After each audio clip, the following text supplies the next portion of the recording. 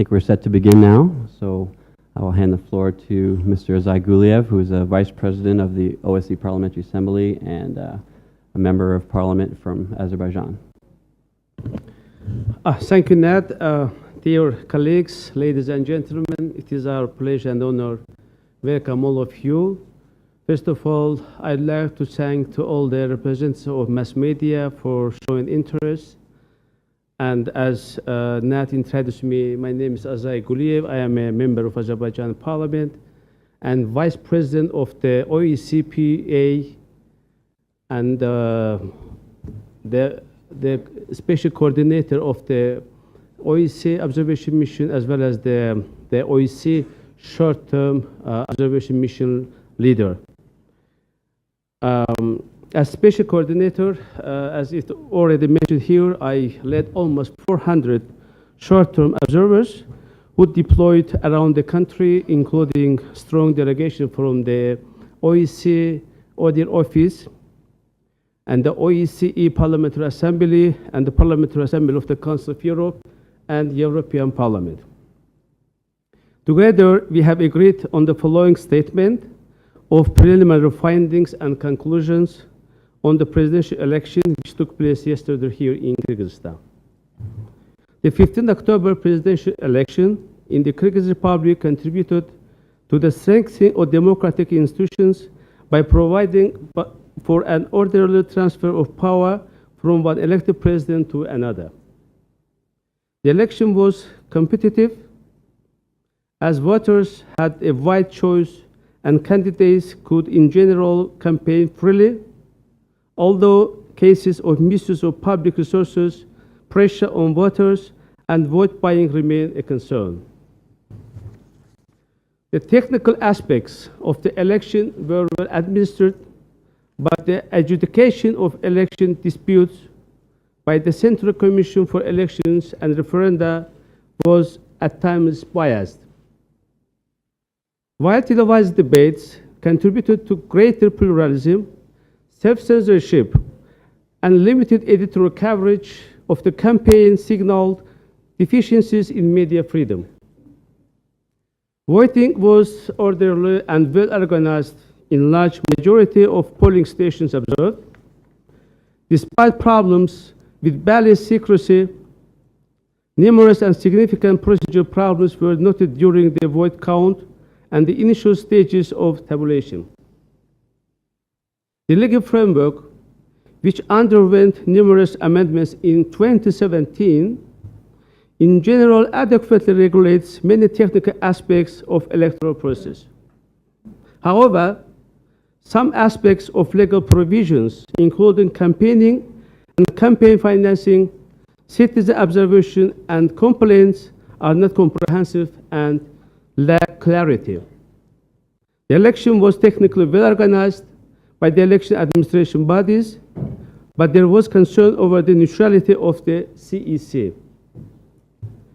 In general, CEC members worked professionally, but in some cases favored certain candidates, which resulted in disagreements during decision-making on important issues and negatively affected the CEC impartiality. The voter register is based on the centralized population register and contains biometric data of all voters. While the voter registration and verification system enjoys general confidence, a significant number of Kyrgyzstani citizens, mainly those residing abroad, didn't undergo biometric registration. 11 presidential candidates stood for election, giving voters a wide choice. Nevertheless, a burdensome nomination process challenged the inclusiveness of the registration process. The registered candidates could generally campaign freely, but there were several accusations of misconduct. There were also several ongoing criminal cases against opposition politicians or others supporting one of the main candidates. Recent legal amendments significantly increased the limits for contribution to candidates' campaigns and removed the spending limit. These raise concerns over equality for candidates. The law doesn't require disclosure of sources of campaign funding and doesn't provide proportionate sanctions for violations of campaign finance rules. The Constitution guarantees freedom of expression and explicitly prohibits criminal prosecution for defamation. However, defamation claims had an adverse effect on public debate and resulted in cases of self-censorship. Most complaints received by the CEC before election day concerned violations of campaign rules. The CEC maintained an online registry of complaints which enhanced transparency.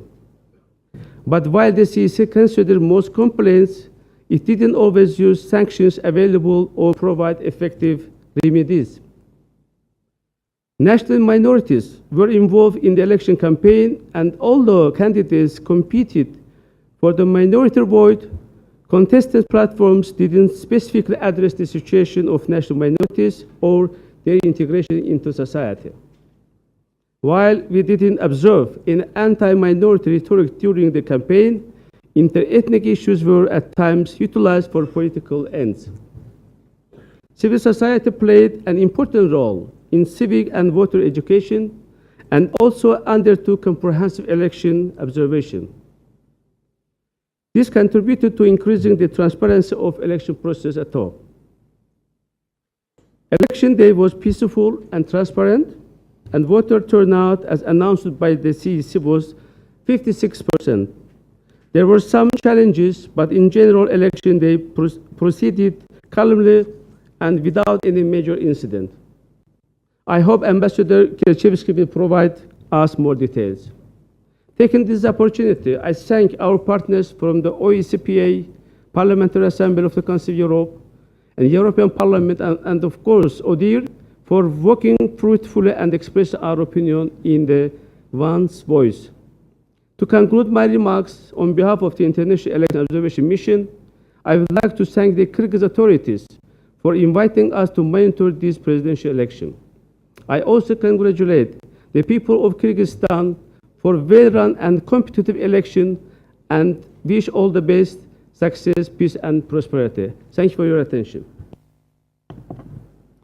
Thank you, Mr. Guliev.